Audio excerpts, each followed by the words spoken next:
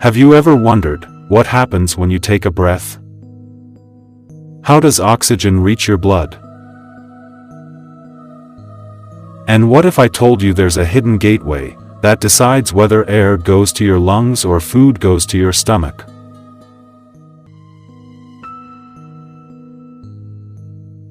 Get ready to explore the fascinating journey of every breath you take. Air has two entry points, your nose and mouth.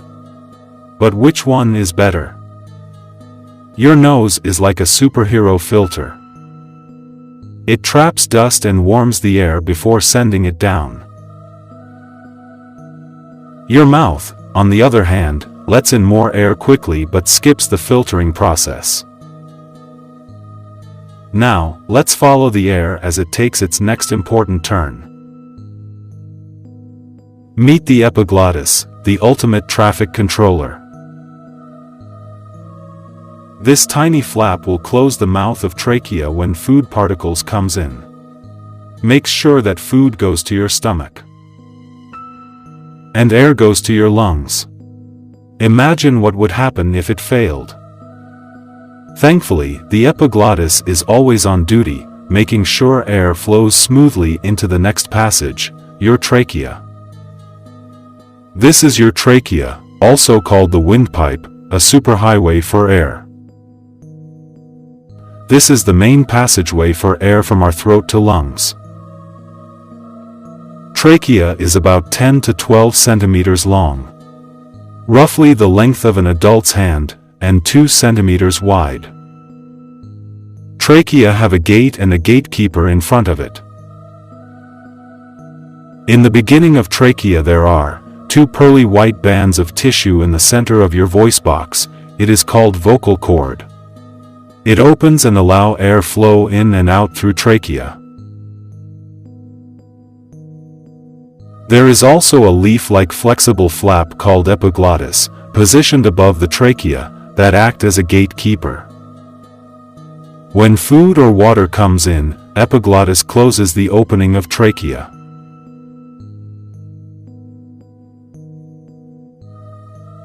And when air comes in or out, epiglottis opens the mouth of trachea, and allows the smooth airflow through the trachea.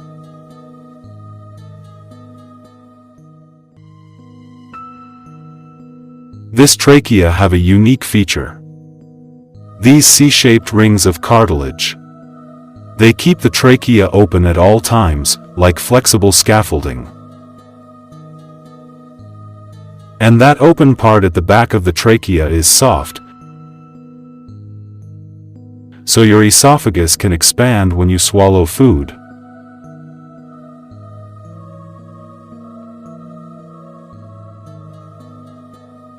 Now, follow the air as it reaches a fork in the road, the bronchi. At the bottom of the trachea, the path splits into 2, the right and left bronchi.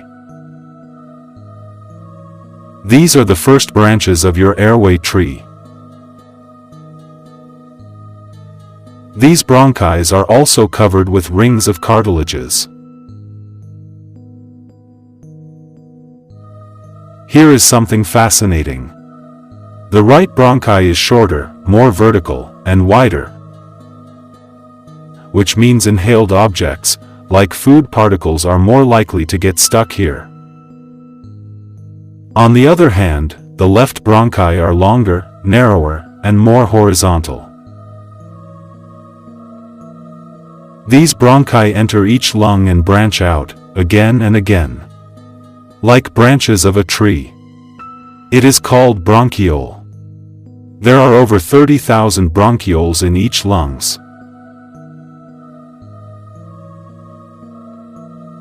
Now we have entered the bronchioles, the smallest airways in your lungs. While bronchi are lined with cartilage, bronchioles don't have any cartilage lining. So these bronchioles are more flexible and vulnerable. Each bronchiole is lined with smooth muscle that controls airflow by tightening or relaxing, like dimmer switches for your breath. Your lungs have a built-in janitorial team. Inner part of the bronchiole contains tiny hair-like structures, called cilia. These cilia constantly sweeping out dust and invaders coming inside with air. And now, at the end of each bronchiole is the final destination of every breath, tiny air sacs-like structure. This is called alveoli. Your lungs hold over 600 million alveoli. These tiny air sacs are only about 0.2 millimeters wide, but their combined surface area equals the size of a tennis court. This is where the magic happens. The exchange of oxygen and carbon dioxide. Each alveoli is engaged in transferring oxygen into our blood, and removing waste gases like carbon dioxide from our blood.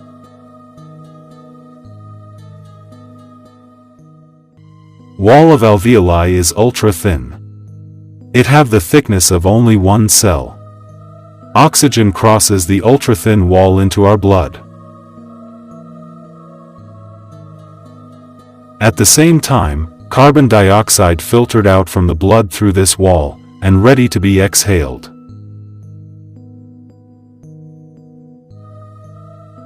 Red blood cells in the blood carries carbon dioxide from the cells of our body.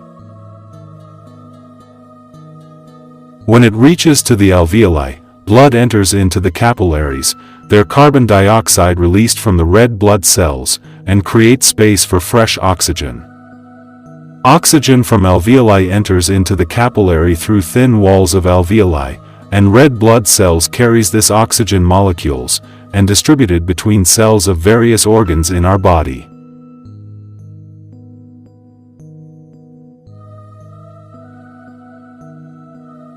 It's a high-speed, life-saving trade, happening millions of times per minute in alveoli.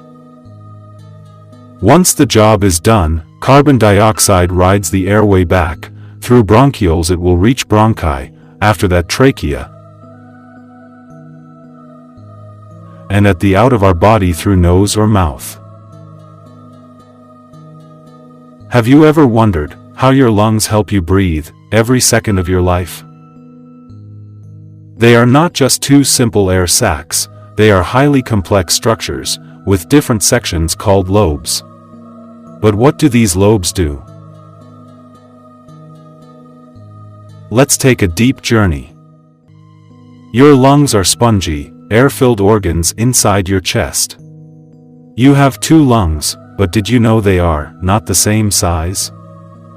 Your right lung is bigger, because your heart sits slightly to the left, making your left lung smaller. But the difference doesn't stop there. Let's explore their lobes. Your right lung has three lobes, the upper lobe, middle lobe, and lower lobe. Think of them as different compartments, each helping to process oxygen efficiently. Now, your left lung has only two lobes, the upper lobe and the lower lobe. Why? Because your heart needs extra space. Even though it has fewer lobes, your left lung works just as hard to bring oxygen into your body. So why do we have lobes? Think of them as different sections of a sponge. Your lungs are surrounded by a protective lining called the pleura, a thin, slippery membrane that helps them move smoothly inside your chest while you breathe.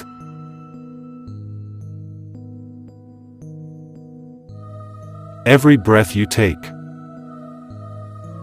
every move you make, there's a powerful, hidden muscle at work. It doesn't look like a bicep, but it might be the most important muscle in your body. Curious? Let's meet your diaphragm, the unsung hero of breathing. Here it is, the diaphragm, a thin, dome-shaped muscle that separates your chest cavity from your abdominal cavity. But don't let its shape fool you. This muscle is built for power.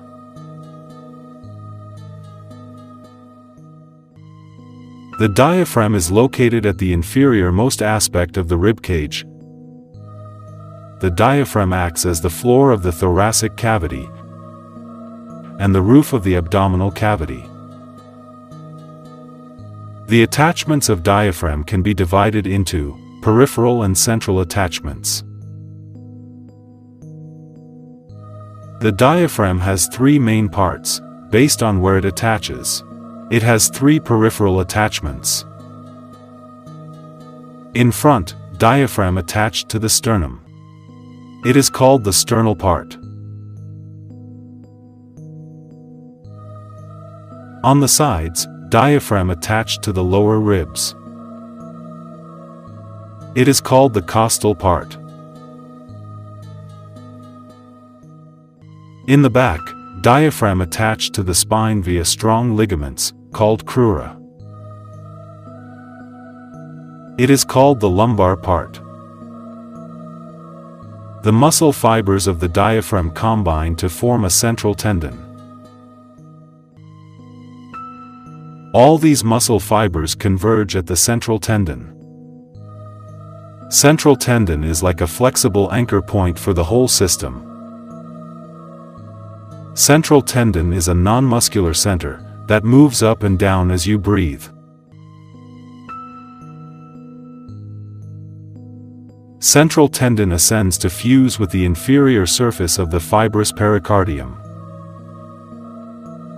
On either side of the pericardium, the diaphragm ascends to form left domes and right domes.